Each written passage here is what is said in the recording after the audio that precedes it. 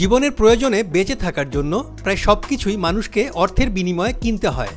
আবার কোনো কোনো ক্ষেত্রে খারাপ পরিস্থিতিতে বা বিপদে পড়েও মানুষ অনেক সময় তার কোনো মূল্যবান জিনিস হয়তো কম দামে বিক্রি করে দিতে বাধ্য হয়। কেনাবেচার কথা কেন বলছি, কারণ আপনি কি কখনো শুনেছেন যে বিপদে পড়ে কোনো দেশ তার স্বয়ংসম্পূর্ণ একটি আস্ত প্রদেশ অন্য দেশের কাছে বিক্রি করে দিয়েছে? জি, এরকম ঘটনাও পৃথিবীতে ঘটেছে, তাও আবার একবার নয়, একাধিকবার। দর্শক, আজ আপনাদের এমনই একটি প্রদেশ বা অঙ্গরাজ্য সম্পর্কে জানাবো, যার নাম আলাস্কা। 1800 শতকে এক যুদ্ধকালীন পরিস্থিতিতে রাশিয়া ভয়ানক বেকায়দায় পড়ে এই আলাস্কা রাজ্যটি মার্কিন যুক্তরাষ্ট্রের কাছে বিক্রি করে দিয়েছিল। মজার ব্যাপার হলো, এটি যুক্তরাষ্ট্রের সবচেয়ে বড় অঙ্গরাজ্য। তাহলে একবার ভাবুন, রাশিয়া কত বড় একটি অঞ্চল হাতছাড়া করেছে। বাংলাদেশের চেয়ে আয়তনে 12 গুণ বড় এই রাজ্যটি কানাডা ও রাশিয়ার মাঝে অবস্থিত বরফে ঢাকা এক সুবিশাল অঞ্চল। শুধু তাই নয়, আলাস্কা রাজ্যটি প্রাকৃতিক সম্পদেও ভরপুর। তো প্রিয় দর্শক, আলাস্কা প্রদেশের ঘটনা বৃত্তান্ত এবং অন্যান্য বিষয় সম্পর্কে বিস্তারিত জানতে চোখ রাখুন আমার মহাকাল চ্যানেলে এবং সাবস্ক্রাইব করে বেল আইকনটি অ্যাক্টিভ করে দিন।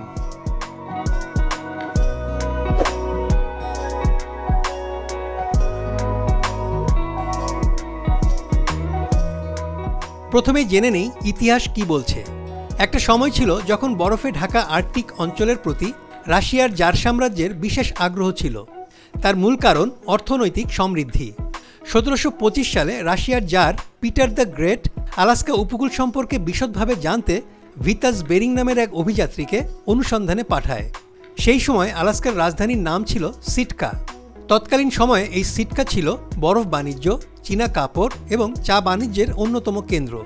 ঘটনাক্রমে পরবর্তীতে 1741 সালে রাশিয়া আলাস্কার মালিকানা দাবি করে এবং রাশিয়ার জার প্রথম পল আলাস্কার সম্পদ আহরণের জন্য রাশিয়ান আমেরিকান কোম্পানি বা আরএসি নামে একটি ব্যবসায়িক প্রতিষ্ঠান গড়ে তোলে। এরপর 1784 সালে রাশিয়ান জারের বণিক দল আলাস্কায় বসতি স্থাপনের মাধ্যমে স্থায়ী উপনিবেশ প্রতিষ্ঠা করে।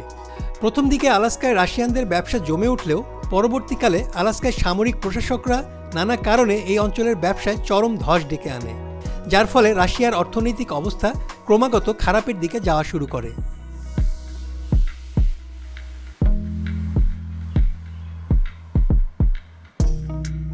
রাশিয়ার তখন মরার উপর খাড়ার ঘা, কারণ 1953 থেকে 56 সাল পর্যন্ত চলা ক্রিমিয়ার যুদ্ধে ব্রিটেনের মিত্র শক্তির কাছে তারা পরাজিত হয়।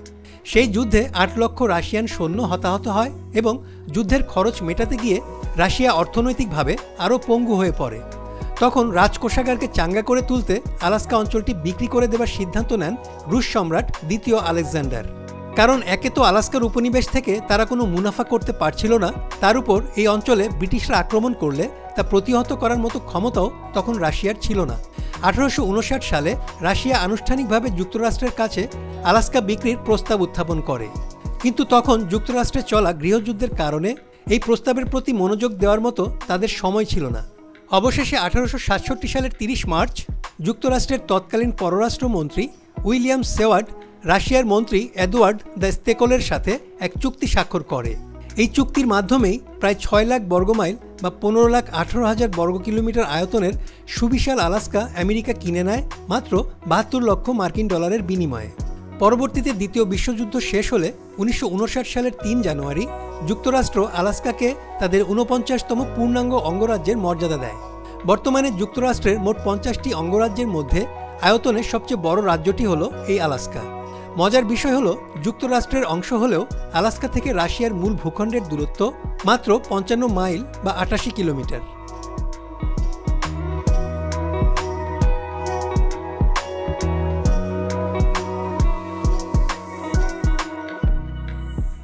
দর্শক, চলুন এবার জেনে নেই আলাস্কার অন্যান্য গুরুত্বপূর্ণ বিষয় প্রসঙ্গে।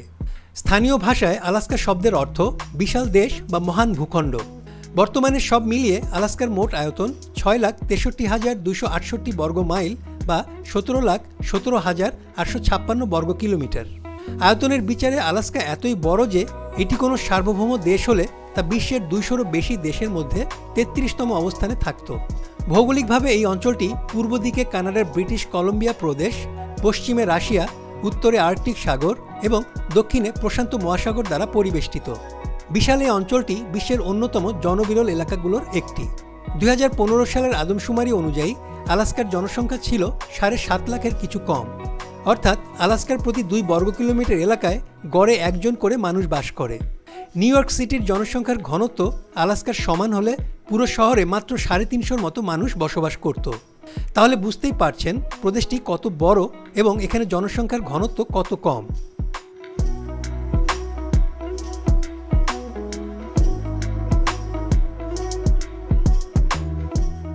জনবিরল হওয়ার মূল কারণ আলাস্কা অঞ্চলের অধিকাংশ এলাকায় হিমবাহ, দুর্গম পর্বত, সক্রিয় আগ্নেয়গিরি এবং বনাঞ্চলে পরিপূর্ণ।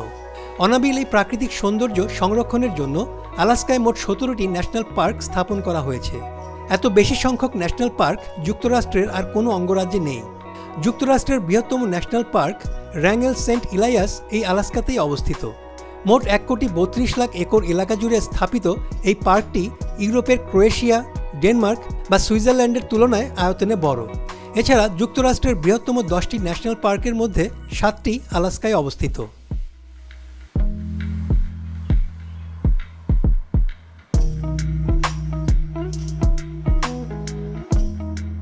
এখানকার জীববৈচিত্র্য অত্যন্ত বর্ণিল। পৃথিবীর এই এক স্থানেই 3 রঙের ভালুক দেখা যায়। এর মধ্যে বৃহত্তম স্থলজ শিকারী মেরু ভালুকের রং ধবধবে সাদা। এছাড়া কোডিয়াক এবং গ্রিজলি ভালুকের গায়ের রং হয় বাদামি। সর্বোপরি ভালুকদের রাজা হিসেবে পরিচিত কালো ভালুকও আছে আলাস্কায়। উত্তর আমেরিকা মহাদেশে যত ভালুক বাস করে তার শতকরা 80 ভাগেরই বাসস্থান এই আলাস্কা অঙ্গরাজ্যে। এখানে বসবাসকারী স্থলজ অন্যান্য স্তন্যপায়ী প্রাণীর মধ্যে ক্যারিবু এবং মুজ প্রজাতির হরিণ বিশেষভাবে উল্লেখযোগ্য। বিশ্বজুড়ে রেইনডিয়ার নামে পরিচিত ক্যারিবুর মাথায় বেশ বাহারি নকশার শিং থাকে। আর আলাস্কার জাতীয় স্থলজ প্রাণী হল মুজ প্রজাতির হরিণ। জেনে অবাক হবেন এই অঙ্গরাজ্যে মোট 30 লাখ হ্রদ রয়েছে আর নদ নদীর সংখ্যা প্রায় 12,000-এর মতো। সব মিলিয়ে আলাস্কার শতকরা 15 ভাগ এলাকায় বিভিন্ন ধরনের জলাশয়ের দখলে রয়েছে। অবশ্য এই জলাশয়গুলোর উপরিভাগ বছরের অধিকাংশ সময়ই বরফে ঢাকা থাকে। আলাস্কার জলজ প্রাণীদের মধ্যে বো হেডেড হোয়েল বা ধনুক মাথার তিমিকে জাতীয় প্রাণীর মর্যাদা দেওয়া হয়েছে।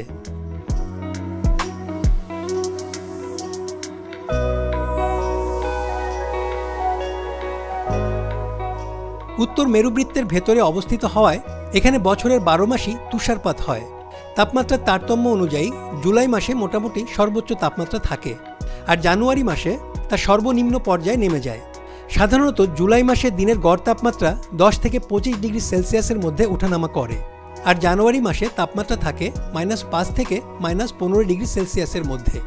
এখন পর্যন্ত আলাস্কায় সর্বোচ্চ তাপমাত্রা রেকর্ড করা হয় 1945 সালের 27 জুন।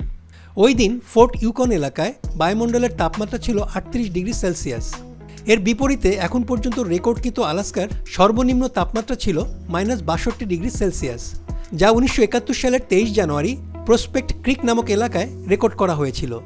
এছাড়া মেরুবৃত্তের ভেতরে অবস্থিত হওয়ায় আলাস্কার কিছু অঞ্চলে প্রতি বছর প্রায় 3 মাস টানা দিন থাকে। অর্থাৎ এ সময় সূর্য দিগন্তরেখার নিচে অস্ত যায় না। আবার বছরে প্রায় 3 মাস এসব এলাকায় সূর্য দিগন্তরেখার উপরে ওঠে না।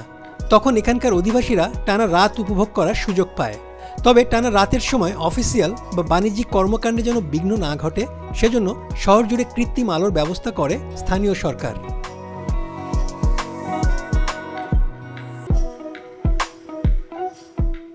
আলাস্কা বিশ্বের জ্বালানি তেল সমৃদ্ধ অঞ্চলগুলোর মধ্যে অন্যতম। বর্তমানে প্রতি বছর প্রায় $50 বিলিয়ন মূল্যের জ্বালানি তেল রপ্তানি করা হয়। 1978 সালে আলাস্কা নিয়ন্ত্রিত সমুদ্রের তলদেশে প্রায় 1000 কোটি ব্যারেল অপরিশোধিত জ্বালানি তেলের সন্ধান পাওয়া যায়।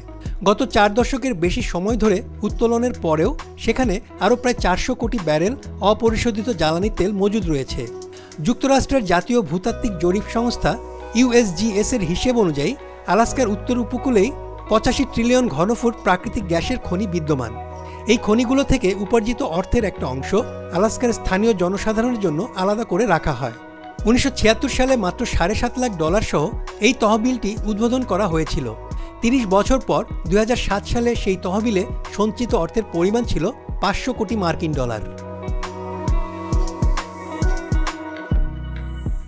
আনুমানিক 35,000 বছর আগে পৃথিবীতে বরফ যুগের সর্বশেষ পর্যায়ে বিপুল পরিমাণ জলরাশি বরফ হিসেবে জমে যাওয়ায় ওই সময় রাশিয়া এবং উত্তর আমেরিকার মধ্যবর্তী বেরিং প্রণালী শুকিয়ে গিয়েছিল। এর ফলে সাইবেরিয়া এবং আলাস্কার মধ্যে একটি স্থল সেতু তৈরি করা হয়। নৃবিজ্ঞানীদের গবেষণা অনুযায়ী সেই সেতু ব্যবহার করে আদি মানুষ আমেরিকা ভূখণ্ডে পদার্পণ করেছিল।